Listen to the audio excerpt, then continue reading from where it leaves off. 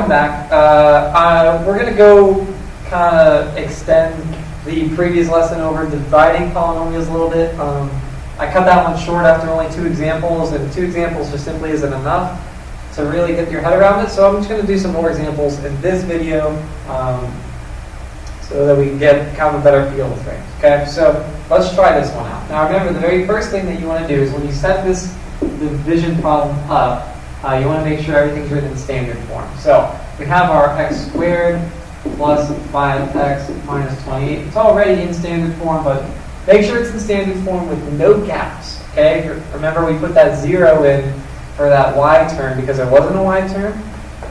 We still want to make sure we fill in all those gaps if we need to. This one doesn't have any gaps to fill up. It's all right the way it is. Okay, so here's our problem. It's, this way I've written it's the same way this is technically written, but it's now set up ready for me to use.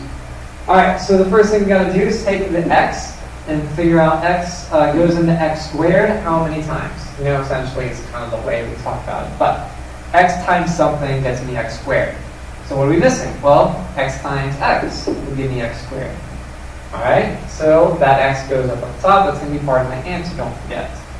But remember, now that I have that, I need to multiply it back into both x and minus 3. So x times x will be x squared, and x times negative 3 will be negative 3x.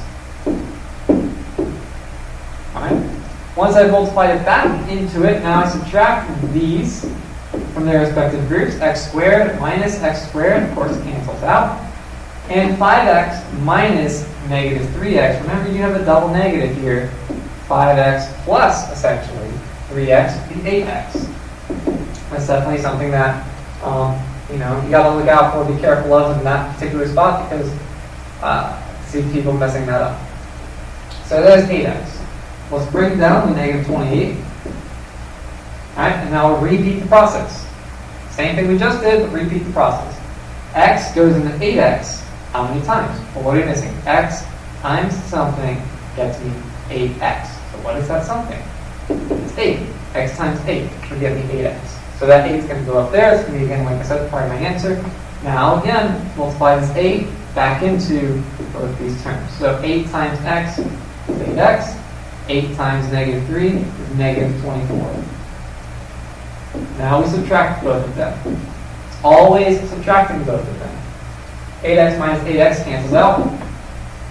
And negative 28 minus negative 24. So technically it's negative 28 plus 24, which would be a negative 4.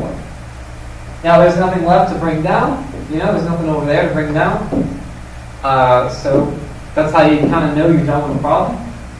There's no x terms as well, and things kind of we're done here. But however, this is our remainder. All right. Now technically it doesn't. We still need it. So my answer is x plus 8, right? That's what I got at the top here. But the negative 4 is my remainder, so we'll have minus 4 over, and then x minus 3. Remember, the last part is always basically the remainder over, what's that called? I think it's called the divisor. Divisor, whatever this is out here, is always going to go in the denominator there. You always just put your remainder over that to finish the problem, if you have a remainder. Okay. By the way, I know it's negative 4, but I put the negative out front here. You could, if you wanted to, write this as plus, and then put the negative up there. I didn't, simply because more often than not, you'll see it more like that instead. But it's the same thing. So there's your final answer for that problem. Really doesn't take that long to solve. It just, just takes some getting used to, really.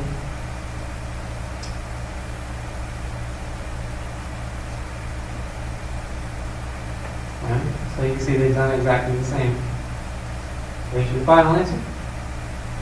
Now,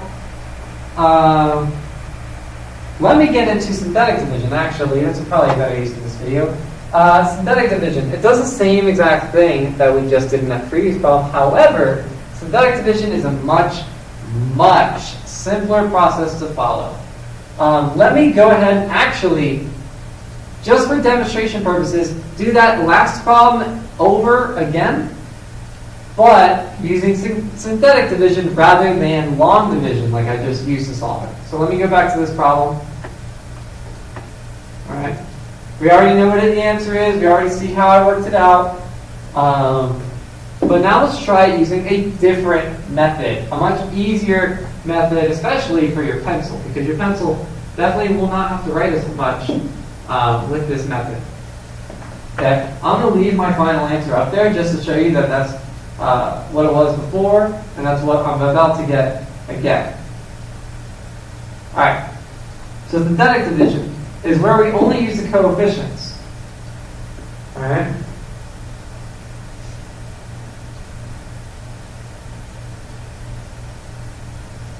So how I'm going to set this up is I'm going to use this. You know, it was before it was written as x minus 3 and then x squared plus 5x minus 28.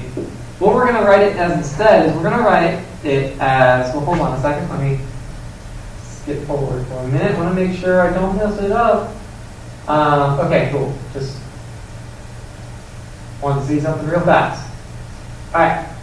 Now that's going to be a little confusing to you, but this is always opposite sign. So technically we're going to view this as a positive 3, okay? So we're going to write a positive 3 here. How do they write it? Is it like, hold on, one more time. I just want to make sure I write the box thing correctly. Okay, that's fair enough. So they're going to write it, I guess, with this little box around it, okay? But anyway, you're kind of changing the sign for that number. We're not even using that x, we're just using that number. But it says technically it looks like a negative 3, but we're going to change the sign, call it positive 3. We're always going to change the sign. If it was plus 3, then I would write a negative 3 there instead. Okay? So always think sort of the opposite of that sign. Alright, now just write the coefficients for all of these in here. So for the x squared, the coefficient is 1, right? Because it's 1x squared. For 5x, the coefficient is 5. And for negative 28, the coefficient is, of course, negative 28. So I'm not even writing the x's, I'm just writing their coefficients. So what we're going to do is we're always going to bring the first term down, this 1. We're always going to bring it down. There it is. It doesn't change, okay? There's a 1 there. But now, whatever numbers come down here in the bottom, we're going to multiply it to this 3. Okay, so I have 3 times 1. 3 times 1 is 3. Where's that 3 going to go? Right here. Okay? And now what we're going to do is add. We're going to add the numbers above the line, and then whatever comes below the line, we're going to multiply to that 3. So 5 plus 3 is going to be 8. And now I multiply 8 times 3. 8 times 3 is 24. So we're going to write 24 here. Add negative 28 plus 24 is negative 4. Alright, so here's sort of, quote-unquote, the answer. Now, you might kind of see some similarities to what I have here and then what this answer is. I'll show you how to get that in a second. This last number that you write, I put it in a box like this, simply because that number is always the remainder. Okay? And then, these numbers out here is your polynomial. The first number is always this number is always your constant. This would be the x term. If there is another number, it would be your x squared term. If there's another number, it would be x to the third term. So it's always going to be set up, which obviously there aren't any of those. It's always going to be set up where the number at the very end is your remainder, which again, I always put in a box because it is my remainder. And then everything else is going to be your polynomial in that standard form order. Okay, that's the constant because it's at the end. This will be the x term, so on and so forth. So I have 1x, right? So what that says there, I have a positive 8, and then my remainder is that negative 4, or x minus 3. So it gets you the same thing. It looks a little different, and I probably did a terrible job explaining it, but that's synthetic division. It's going to get us the same answer in a much shorter way. There's just an example of how it's going to work, or how it's going to look like, what it's going to look like. Let me try a better example for teaching purposes. Okay, let's see what this says. Maybe it helps. Okay. So step 1, you can see there's an example they're going to walk you through here. Write the coefficients of the dividend 2, 7, and 9. Okay, notice this is in standard form. its coefficients is 2, 7, and 9. So that's where those numbers come from right over here. In the upper left corner, write the value for the divisor, x minus a. A is equal to negative 2. Okay? You always remember that that's the sign that we're changing. Remember it was a negative 3 before? Wilson, can you come to the main office? Ray Wilson, please come to the main office. All right, fancy. It was like a negative 3 there before, so we used positive 3. Well, it's a positive 2 now, so we're going to use a negative 2. So again, that sign's always changing. So that's just how you set up the problem. All right? Copy the first coefficient dividend below the horizontal bar. So basically, like I said, your first step is always bring that first coefficient down. You don't do anything to it. You don't change it at all. You simply bring it down to below that line. Now, step 2, multiply the first coefficient. You're going to multiply this 2 that you got down here by the divisor, which is negative 2. So 2 times negative 2 is going to be negative 4.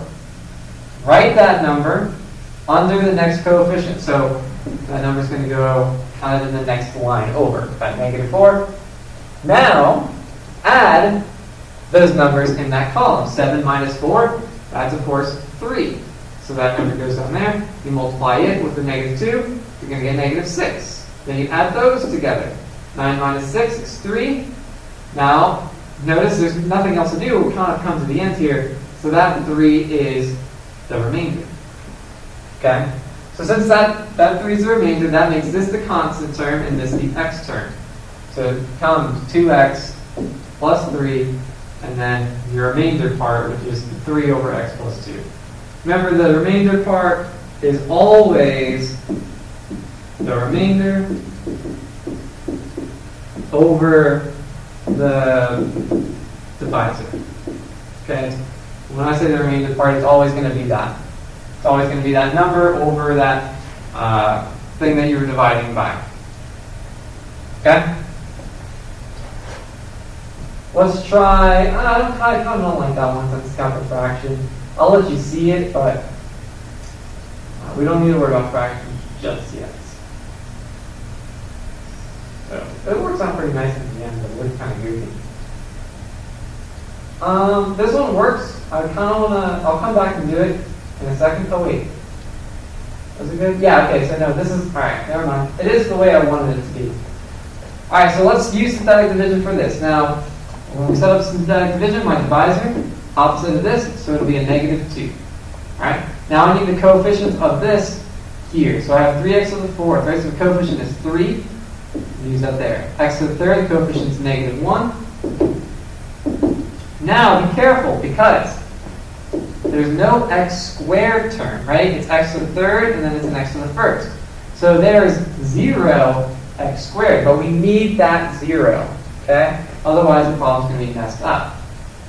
Alright, so then we have 0x squared, then we have the 5x, so we have the 5, and then we have the negative 1. So it's just the coefficients. None of the x's, just the 3, the negative 1, the 0, the 5, and the negative 1. Alright, so let's set this up. Remember, the first one always brings down. So, multiply 3 times negative 2, that's going to be negative 6. Add negative 1 minus 6 would be negative 7.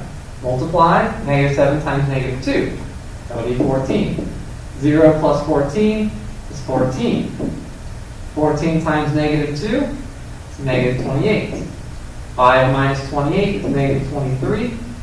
Negative 23 times negative 2 is positive 46. Negative 1 plus 46 is 45. Alright, I'm done. Remember, this last number is always my remainder. So that makes 23 my constant, 14 my x, negative 7 my x squared, and 3 my x to the 3rd. So, my final answer in this problem would be 3x to the 3rd minus 7x squared plus 14x minus 23, and then the remainder, which was 45 over, remember the remainder always goes over this, x plus 2. There it is. So, that problem would have taken a lot more time, a lot more thinking. Come on, man. Lincoln, if you would, Dow extension 1103, please. Lincoln, Dow extension 1103. Fantastic. The long division would have taken a lot more time to do, a lot more thinking, a lot more paper, a lot more pencil. Synthetic division accomplishes the same goal, but it's kind of, in a way, it's kind of like a code, you know, because you don't see any of the x's until you just put them in your answer. So it's sort of like a code. But you guys are good at codes, so I'm not too worried. All right. Let me maybe do one more if I see a good problem. Otherwise, we'll stop. Well, let's do this one. This one's a short one, relatively. I mean, they're all pretty much the same, to be honest with you. So how are we going to set this up? Well, this is my divisor, so it's going to be a -3. Remember, that's the sign we always change.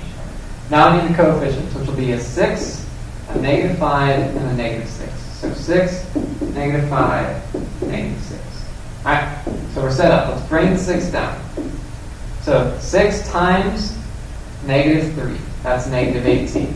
Add -5 minus 18, that's -23. Multiply. Oh gosh, okay, -23 times -3, it's positive 46. 46 times -3. No, wait, I'm doing that wrong. 23, 46. 69. Yeah. Positive 69, I think. And then add -6 plus 69. That's going to be 63. Hopefully I did that right. That would be a very simple hint. But anyway, there's your remainder. So that makes this your constant and this your x term. So it should be 6x, -23, and then 63 over x plus 3. Know the truth, guys. Did I get it right?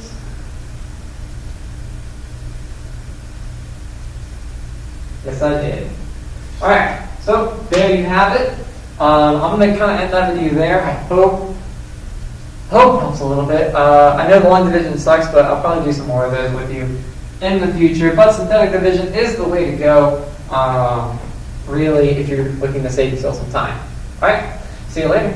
Bye.